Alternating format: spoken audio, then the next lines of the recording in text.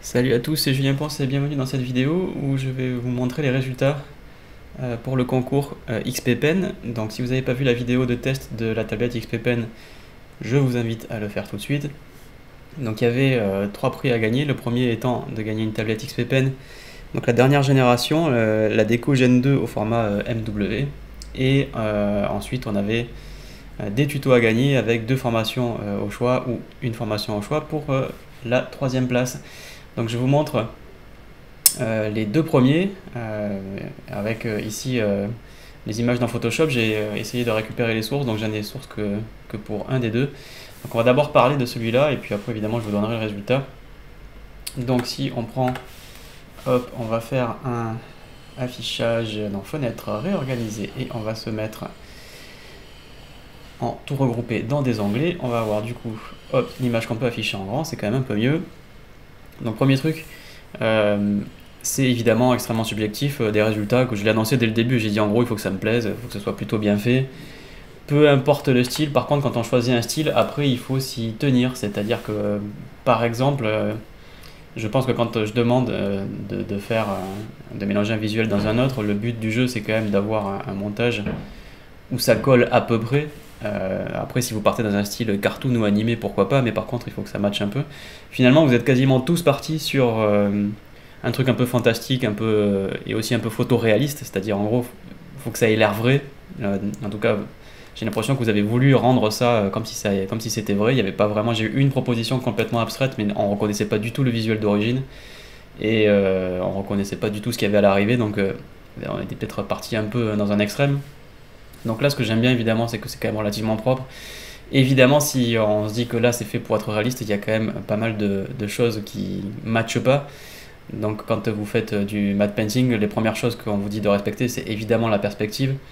Donc en fait vous avez ici un visuel qui est en plongée, c'est-à-dire que mon visuel d'origine en fait il est vu d'en haut, c'est-à-dire en gros vous avez une vue comme ça avec en gros une plongée vers le bas de l'image quand on regarde de mon point de vue.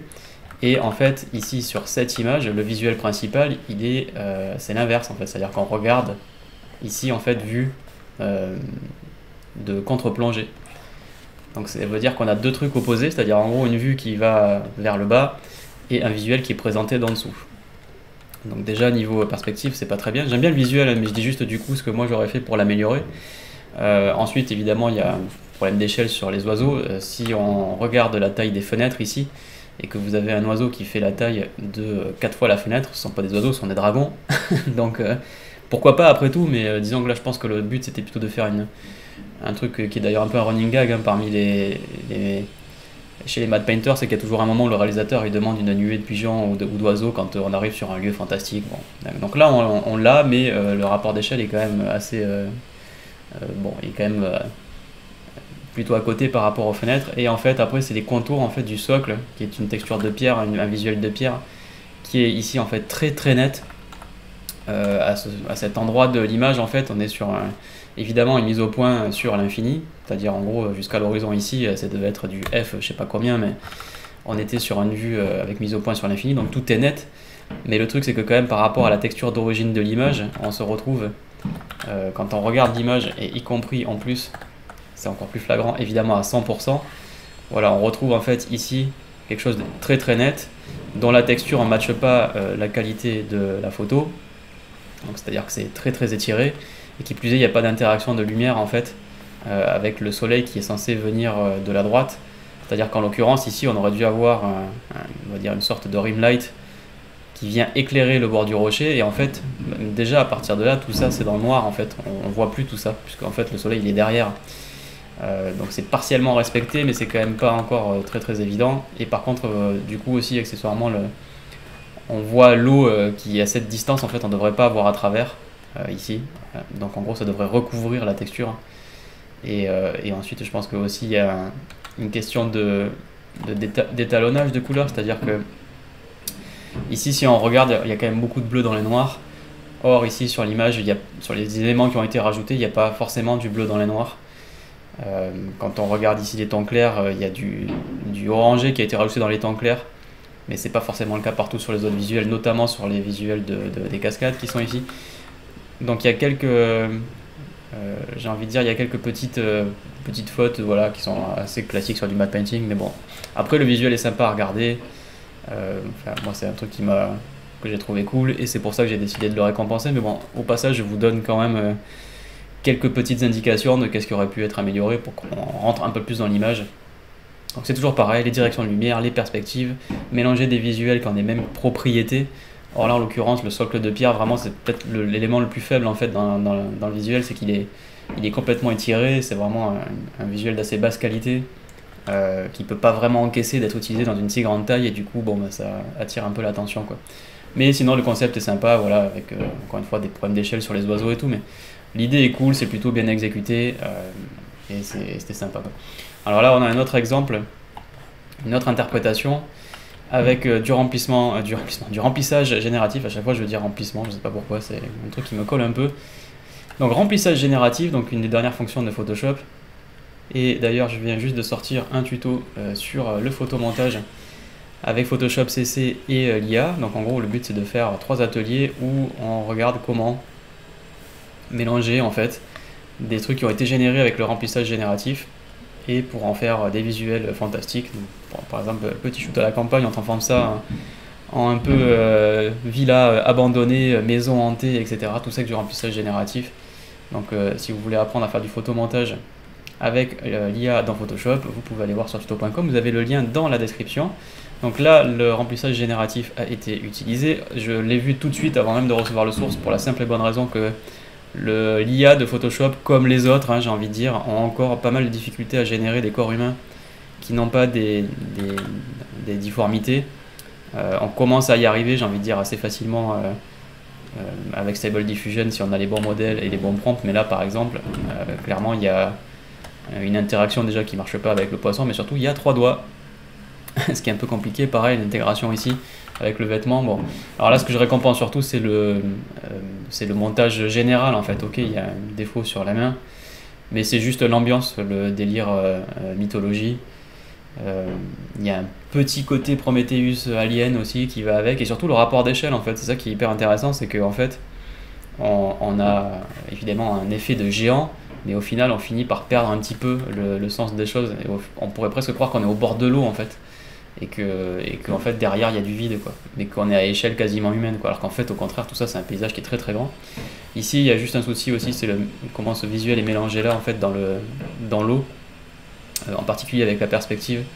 C'est-à-dire que là en gros on a un effet comme ça de fuite sur ce visuel qui ne matche pas vraiment avec le reste, mais c'est pas si gênant que ça. J'ai envie de dire que le plus gênant au final, ça reste quand même un élément ici au premier plan qui aurait pu être corrigé à la main. Là-bas par exemple elle a des doigts tout effilés, mais ils sont en petits, ils sont loin, et puis après tout si c'est un truc un peu mythologique, c'est pas grave que on ait des créatures avec des mains et des doigts effilés, mais par contre un truc avec 3 doigts mal intégré, bon, c'est déjà un peu plus remarquable au sens littéral du terme, c'est-à-dire qu'on le remarque. Ensuite, sinon, niveau étalo et tout, il y a tout qui colle, c'est-à-dire que les couleurs sont bien mélangées, les visuels sont bien étalonnés entre eux, c'est-à-dire que la couleur des 3 éléments qui ont été rajoutés. Ensuite, il y a une correspondance, par exemple, quand on regarde les ombres et les lumières ici, il y a une teinte dans les ombres, une teinte dans les lumières qui se retrouve dans l'eau et sur le sable, et c'est le cas partout en fait. C'est-à-dire que là, la teinte du ciel correspond à la teinte du reflet, il y a une ombre qui a été rajoutée ici aussi, enfin bref. Il y a quand même un certain sens du détail et du montage, ce qui fait que c'est du remplissage génératif intelligent, c'est-à-dire que ça a généré des trucs, et derrière il y a eu un joli travail pour mélanger ça, parce que faire des trucs avec le remplissage génératif c'est cool, mais en général derrière il faut bien le mélanger, quoi, et ce qui fait lui par défaut c'est pas forcément toujours bien mélangé. Donc il faut quand même avoir des compétences pour arriver à mélanger tout ça. C'est ce que je vous montre d'ailleurs dans le tuto dont je viens de vous parler. Donc en gros là c'est les 2 trucs qui m'ont plu. J'ai un 3e visuel qui est un peu moins original, qu'on a déjà beaucoup vu, c'est cet effet en fait où on va avoir un effet de cube avec le visuel qui se renverse comme ça.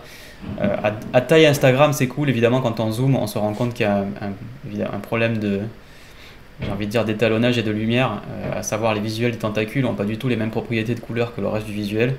En particulier, pareil, encore une fois, entre la façon dont les ombres et les lumières sont teintées, mais c'est quand même pas mal fait. Mais bon, comme c'est des trucs on a déjà un peu vu ça, cet effet-là. Il y a beaucoup de tutos qui parlent de comment faire ce truc, donc c'est pas mal foutu, c'est sympa à regarder. L'intégration des tentacules aurait mérité un meilleur travail sur la lumière en particulier. Si vous regardez ici comment les ombres sont teintées, ça ne matche pas en fait le reste du visuel. Donc il aurait fallu probablement faire un peu plus de travail sur les tentacules. Mais ça reste quand même un visuel sympa à regarder. Donc encore une fois, tout ça est subjectif. C'était juste pour... Voilà, en gros, XPPN m'a envoyé une deuxième tablette, donc vous pouvez quand même leur faire un petit coucou et un petit merci sur les réseaux sociaux. Mais il fallait que j'essaye de trouver quand même quelque chose qui soit intéressant pour vous, c'est-à-dire de vous entraîner à faire un photomontage et puis voilà, pour vous donner la tablette, quoi. Donc moi, le visuel qui me satisfait le plus au final, que je trouve le plus intéressant, c'est celui-là parce qu'il est pile dans l'actualité quand même, c'est du remplissage génératif. Mais du remplissage génératif qui est bien exécuté, c'est-à-dire qu'en gros le concept est intéressant, ça raconte une histoire, c'est plutôt bien mélangé, c'est pas parfait, on l'a vu, mais il n'y en a aucun qui est parfait, hein, mais ça correspond à quelque chose qui est plutôt intelligemment fait. Ensuite, en deuxième, j'aurais mis celui-là, qui a en fait pareil une bonne idée, c'est des trucs pareils, cet effet géant miniature qui n'est pas forcément non plus ultra original, mais qui a un peu plus de faiblesse par contre dans plusieurs niveaux, notamment la perspective, les interactions avec la lumière, des visuels mélangés. Donc encore une fois, quand on mélange des visuels qu'on a chopés ailleurs ou quand on les génère avec Photoshop, le but il est le même, c'est de faire un photomontage où en fait on a des trucs cool à regarder. Et là par exemple, il y a un peu plus d'erreur en fait sur le mélange des visuels, même si l'image est toujours sympa. Et encore une fois, un post réseaux sociaux, vous mettez ça sur Instagram, ça passe. Donc c'était histoire de vous donner quand même quelques billes pour savoir comment améliorer vos visuels. Et donc évidemment en troisième, donc celui avec les tentacules, où là c'est pareil, il y a peut-être un truc au niveau de l'histoire racontée, c'est moins original et il y a les mêmes problèmes en termes d'intégration. Donc voilà un peu comment j'ai fait mon petit classement. J'espère que je vais pas faire des déçus parmi vous trois. Et puis les autres, alors j'en ai reçu pas mal d'autres quand même, mais je veux pas faire une review de tout le monde.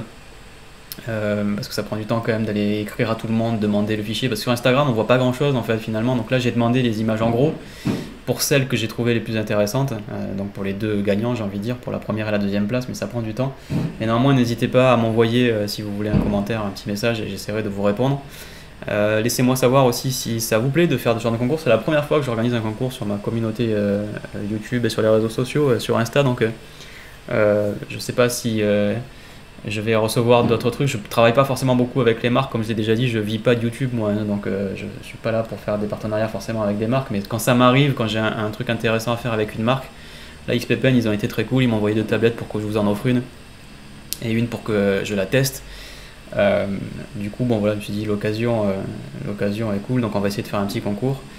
Mais si c'est un format qui vous plaît ou si vous avez des idées de concours pour les fois prochaines, ben, n'hésitez pas à me le faire savoir. Donc j'espère que tout ça vous a plu. Je vais contacter les gagnants par message privé.